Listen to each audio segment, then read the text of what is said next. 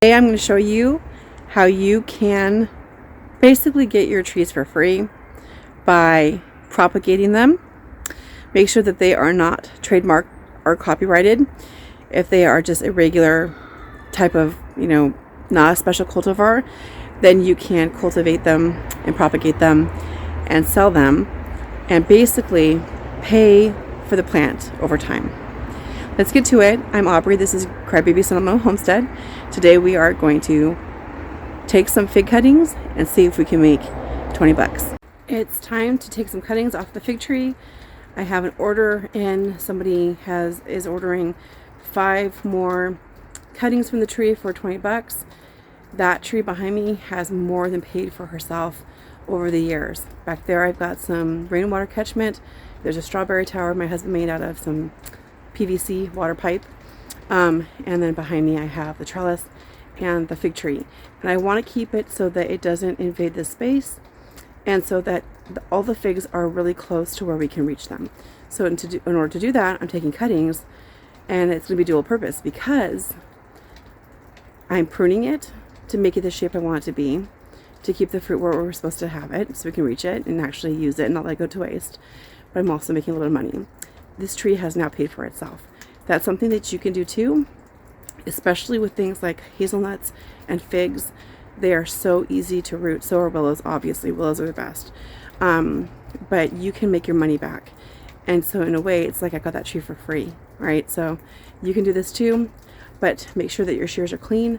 I wash them with rubbing alcohol, just like you're performing a surgery on your patient, my tree. I don't want to introduce any kind of fungus or bacteria into the wound of the tree or to the cuttings themselves. I'm going to take at least pencil-sized widths and at least 12-inch pieces. I want some nodes on there, and I'm going to be generous. I'm going to give them 6 instead of 5. Let's get to it. Here's a little embarrassing. I had some fruit that the crop didn't quite ripen up, so I'm going to cut off.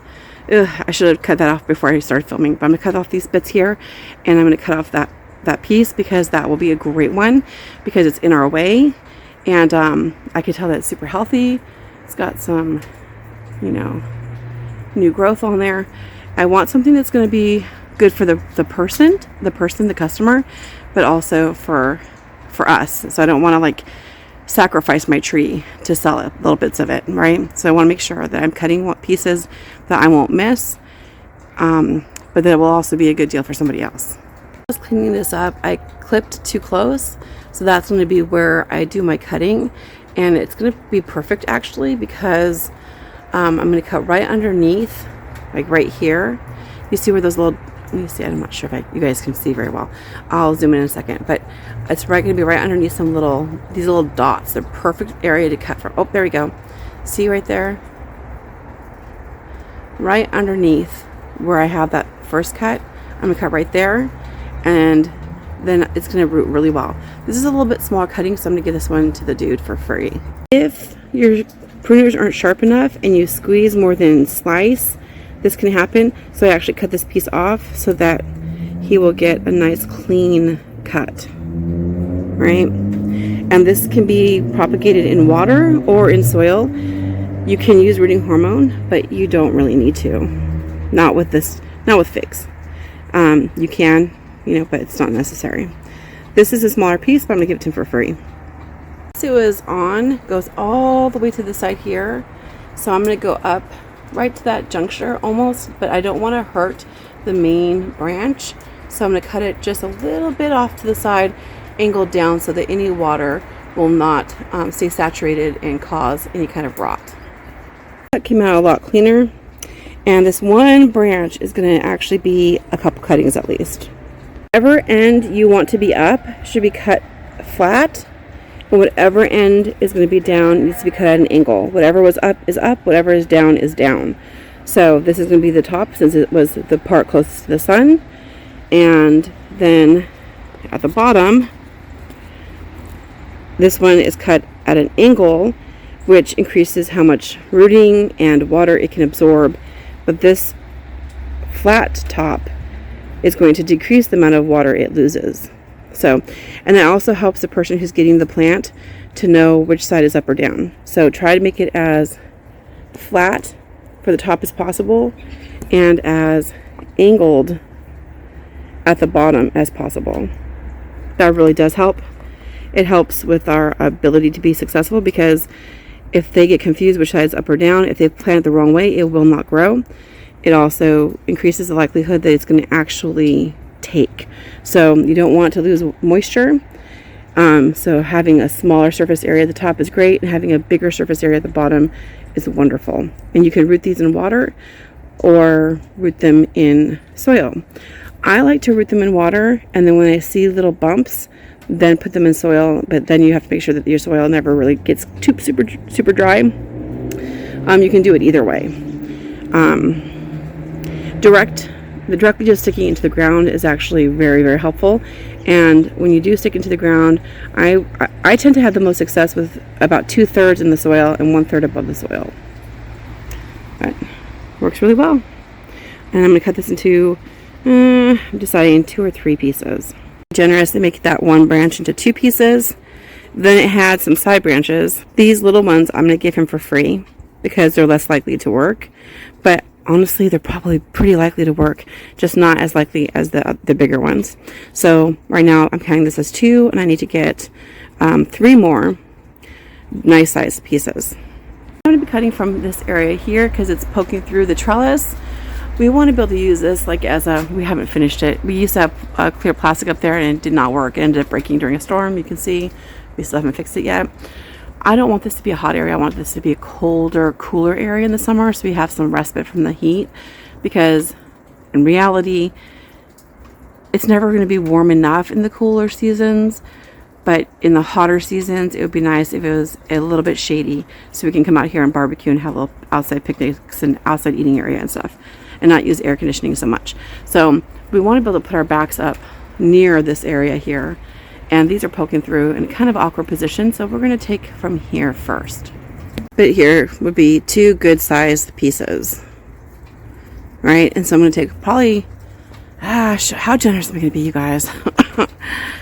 I'm usually like ridiculously generous when I give cuttings. Hopefully the guy knows what he's doing. I hate to have them wasted. I don't know if you can see, but it's snowing again. Hopefully my quiet voice doesn't bother you today. Just there's a lot of people out and about, and so it's kind of awkward. Not that I care that much. I just don't want to bother people. But look at the snow. Love living in the evergreen state. It's just gorgeous. Even when I'm cold, it's still beautiful. Ooh, there was a bird. We just missed it. It was a big one. I think it was a seagull. So if I'm being really honest, that one there doesn't look healthy. So I'm going to cut this one here that looks super healthy for him. And that one there, I'm going to cut off, maybe not today because the ground is really cold. But on another day, I'll cut it off and I'll just stick it in the ground. And if it grows, it grows. And if it doesn't, it doesn't. But that's the piece here I'm going to take for him. This one here is really long, but it's not quite long enough to give him 2 good sized pieces. So I'm going to just keep it intact.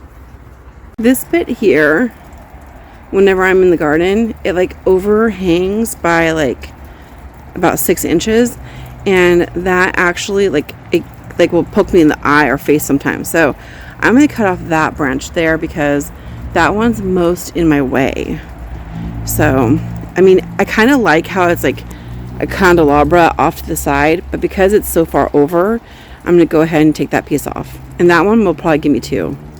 I could have cut it closer to this main branch here, but I don't want to risk introducing anything bad into my tree, especially not into such a large part of it. So I opted to leave, that's about 1.5 inches there. It's not, I mean, a little bit closer would probably be better. Should I go a little bit closer? I don't want to introduce anything, so I think I'm going to leave it the way it is. I'm going to leave it like that. Okay, it might be prettier if I went a little bit closer, but I don't want to risk my tree. Make into 2 cuttings.